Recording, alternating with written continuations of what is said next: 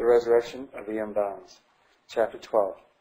Upon the supposition that the living agent each man calls himself is a single being, it is as easy to conceive that we may hereafter animate these same or new bodies, variously modified and organized, as to conceive how we can animate such bodies as are present. Bishop Butler. Church leaders whose standards of dictum hold to the literary resurrection have fallen in with this modern idea. The modern idea is essentially rational. It has no special regard for revelation, no great reverence for authority. The modern idea takes its cue from the Bible, but makes havoc of biblical facts and principles. It may range itself under the name of some great Bible doctrine, but it disembowels the doctrines and leave us nothing but an empty, delusive name. No one conversant with the trend of things can be ignorant of the fact that rationalism, under the cover of modern ideas of thoughts, is affecting granite foundations of God's truth. Doctrines with the wisdom and faith of the Church have reduced to axiomatic dogmas are so changed by the transforming process of modern thought that no essential part of the original doctrine remains. The new dress has changed not only the outward appearance, but the heart of the precious old truths are entirely changed. It is marvelously strange how widespread are false views of Christ, His atonement, the resurrection of the dead, and of eternal judgment. These pernicious views are found in literature, commentary, exposition. They are clothed in such attractive garb and found in so many places that they fix themselves in thought before we are aware of it, and we have so little knowledge of the Bible that we cannot detect the counterfeit.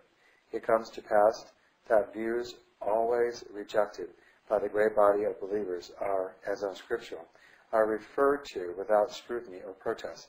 It is one of the problems of this age to find out the process, how the current of orthodox, purified, deepened, and made strong by the confluent piety of ages, finds itself almost lost in the shades and sands of the ancient and worst forms of heterodoxy.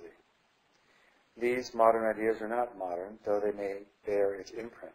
They are almost as old as Christianity, and are as heterodox as they are old. We would not oppose them because they are new, nor reject them because they are hoary reprobates. We put no store by the modern idea. No special store do we put by the ancient idea.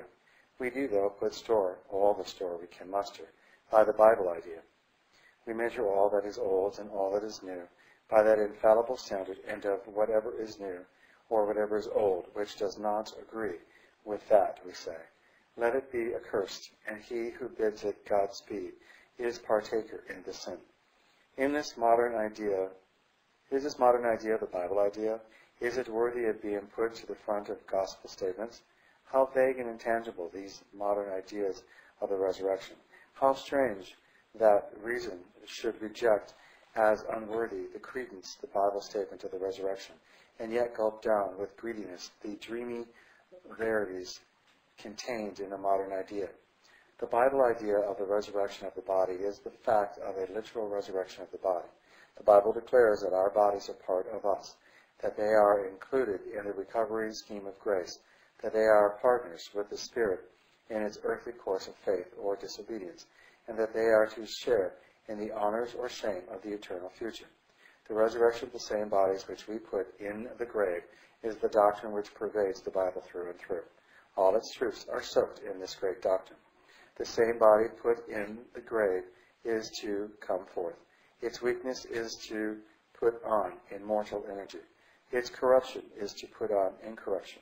This conforming doctrine, full of an enrapturing, deathless hope, which has been the support of martyrs and saints, which has quenched for them the violence of the fierce stakes, which have quickened their faith, wiped away their tears, relieved the bitterness of death, and enabled them to triumph over the grave. This doctrine, which commends itself to reason as well as to faith, is to be relinquished for this modern idea, which for practical, vigorous Christian uses it as profitless as Aesop's fables or of the Arabian Nights. The Bible word to assert this doctrine is resurrection, which means the rising again after a fall, the rising again of the thing that had fallen, not the rising of something else. And to this idea the Bible strongly and consistently holds us. Not only is the doctrine of the resurrection of the body involved in the doctrine of the general judgment, but the fact that it is the same body. The new body could not stand in the judgment, for it is not accountable. It is the same body that was a witness and sharer in the transactions of life that is to be in the judgment. A new body would not be amenable to the judgment bar. So it is declared that the judgment will be of the living and of the dead. And he commanded us to preach unto the people, and to testify that it is he which was ordained of God to be the judge of the quick and the dead. Paul writes to Timothy, I charge thee therefore before God, and the Lord Jesus Christ, who shall appear and judge the quick and the dead at his appearing and his kingdom. The dead represent the ones put in the grave. Isaiah preached the resurrection of the same bodies. He was called the evangelistic prophet because he saw these latter days glories and doctrines so distinctly. He says, Thy dead men shall live, together with my dead body shall they rise.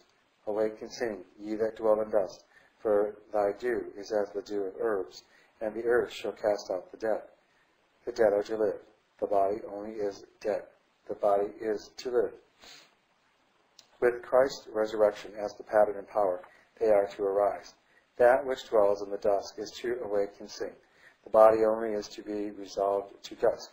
The body in the dust is the body that is raised. The earth shall cast out her dead. The earth holds nothing but the body. The spirit has never been imprisoned by the earth, nor soiled by its mold. The earth holds our bodies. The authority of the resurrection will break that hold, and these prisoners of hope will come forth.